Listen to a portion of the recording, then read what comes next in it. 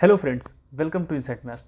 दोस्तों, अगर आप सेमेस्टर थर्ड में हैं तो आपको अपने प्रैक्टिकल में एक फाइनल लेसन प्लान बनाना होता है जिसको आप प्रेजेंट करते हैं अपने एग्जामिनर के सामने।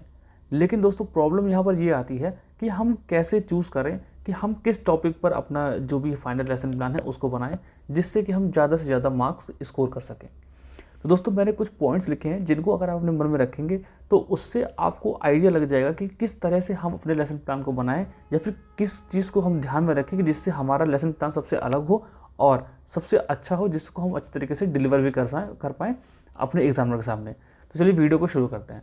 दोस्तों, सबसे पहला जो पॉइंट आपको अपने मन में रखना है वो ये है कि आपको अपना टॉपिक बिल्कुल यूनिक रखना है।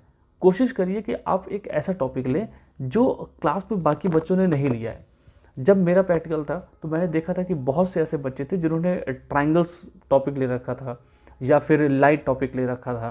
ठीक है, तो इस तरह के टॉपिक जो बहुत कॉमन टॉपिक हैं आप अवॉइड करिए कि उनको ना लें। सबसे पहली बात, क्योंकि एग्जामिनर वही चीज़ सुनते सुनते बोर हो जाता है। ठीक है, तो पहला पॉइंट यही है कि आप जो भी टॉपिक लें तो कोशिश करें कि थोड़ा सा यूनिक टॉपिक लें। दूसरा पॉइंट ये है कि जो भी आप टॉपिक लेते हैं, ठीक है, वो ऐसा लीजिए जिसमें आपकी स्ट्रेंथ हो।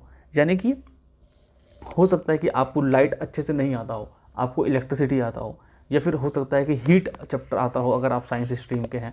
अगर आप मैथ्स के हैं तो हो सकता है परसेंटेज आता हो, प्रॉफिट लॉस आता हो। जो भी आपकी स्ट्रेंथ है, ठीक है, उसके अकॉर्डिंग ही टॉपिक को चूज़ करिए। ठीक है, क्योंकि अगर आप कोई ऐसा टॉपिक उठा लेंगे जो बहुत यूनिक होगा लेकिन आपको ठीक से आता नहीं है तो आप उसको अच्छे से प्रेजेंट नहीं कर पाएंगे। ठीक है, तो कोशिश ये करनी है कि हमें टॉपिक को यूनिक से यूनिक लेना है, ठीक है, जो बाकी बच्चों ने ना लिया हो। और दूसरा पॉइंट ये है कि वो आपकी स्ट्रेंथ हो, मतलब आपको अच्छे तरीके से आता हो उसके बारे में।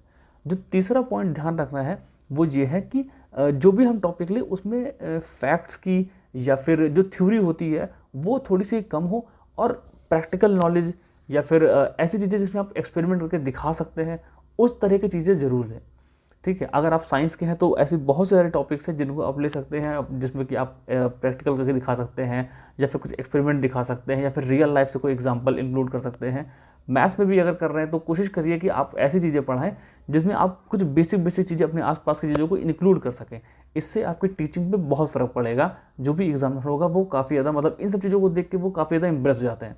ठीक है, तो अब जो चौथा पॉइंट है कि कोई ऐसे बच्चे जिनकी थ्योरी है, ठीक है, सपोज करिए कि किसी का सब्जेक्ट हिस्ट्री है या फिर इंग्लिश है, कुछ भी है, तो उनको ये ध्यान रखना है कि अब उनका सब्जेक्ट ऐसा है कि उसमें तो कुछ हम लोग क्रिएटिव कर नहीं सकते। ठीक है, अब हिस्ट्री है, अब हिस्ट्री में आप कुछ अलग से लेके आ नहीं सकते, उसमें तो फैक्ट्स हैं, वही थ्योरीज हैं, तो उन्हें आपको एज इट इज समझानी पड़ेगी, बतानी पड़ेगी। लेकिन अब ये डिपेंड करता है आपके ऊपर कि आप उसे कितने क्रिएटिव तरीके से प्रेजेंट कर सकते हैं जिससे कि उन्हें जो टॉपिक है वो इंटरेस्टिंग लगे। ठीक है, हमें बच्चों को बोर नहीं करना है, हम चाहते हैं कि बच्चों का मन लगा रहे। ठीक है, तो अगर आप चाहते हैं कि हिस्ट्री का टॉपिक है या फिर इंग्लिश वगैरह का कोई टॉपिक है तो उसे ऐसे पढ़ाइए जिससे कि वो टॉपिक बच्चों को इंटरेस्टिंग लगे और इंगेजिंग लगे। ठीक है, अब ये टोटली आपकी स्किल्स पर डिपेंड करता है कि आप कितने अच्छे तरीके से इसको ले आ सकते हैं आगे के लिए। ठीक है, अब जो पांचवा पॉइंट ये है कि बहुत डिफ़िकल्टी लेवल भी नहीं होनी चाहिए टॉपिक का। ठीक है, मतलब टॉपिक यूनिक हो, आपकी स्ट्रेंथ हो। अब लेकिन ऐसा भी टॉपिक मत ले लीजिए कि इतना डिफिकल्ट टॉपिक हो गया कि बच्चों को समझने में दिक्कत हो। ठीक है, आप बहुत अच्छा एक्सप्लेन कर लेंगे, आपकी स्ट्रेंथ है वो टॉपिक यूनिक भी है, सब कुछ ठीक है, लेकिन इतना डिफिकल्ट टॉपिक आपने उठा लिया है कि जिसको बच्चों को समझने में दिक्कत हो रही है। ठीक है, तो जैसे कि समझ लीजिए मैं टाइम एंड वर्क की बात करता हूँ एग्जाम्पल के लिए। अगर क्लास 7th 8th के हिसाब से देखेंगे तो टाइम एंड वर्क एक ऐसा चैप्टर है जो बच्चों को समझ में कम आता है, आपको वो अच्छे से आता है, लेकिन दिक्कत ये है कि उन बच्चों को समझने में वो टाइम लगता है।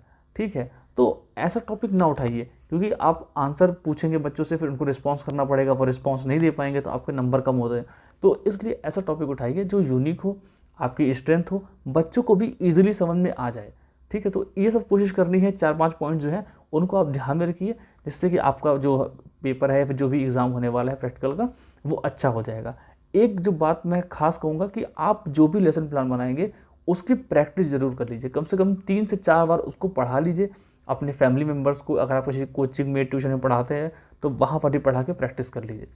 और एक आखिरी बात कि टॉपिक को शुरू करने से पहले कुछ क्लास में माहौल बना दीजिए। जैसे कि सपोज़ करिए कि आप इलेक्ट्रिसिटी पढ़ाने वाले हैं या फिर हीट पढ़ाने वाले हैं, तो अगर हीट पढ़ाने वाले हैं तो उसको कनेक्ट करिए उनकी जो प्रीवियस नॉलेज है उससे, और कुछ अलग अलग चीज़ें बताइए जो कि इंटरेस्टिंग हो हीट के बारे में, ठीक है। तो इन सब चीज़ों से बच्चों का मन आपकी तरफ लगेगा, और जब आप चैप्टर शुरू करेंगे तो आपको एक अच्छा रिस्पॉन्स मिलेगा।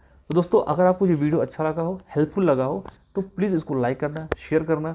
मिलते हैं अपनी अगली वीडियो में, तब तक के लिए बाय बाय।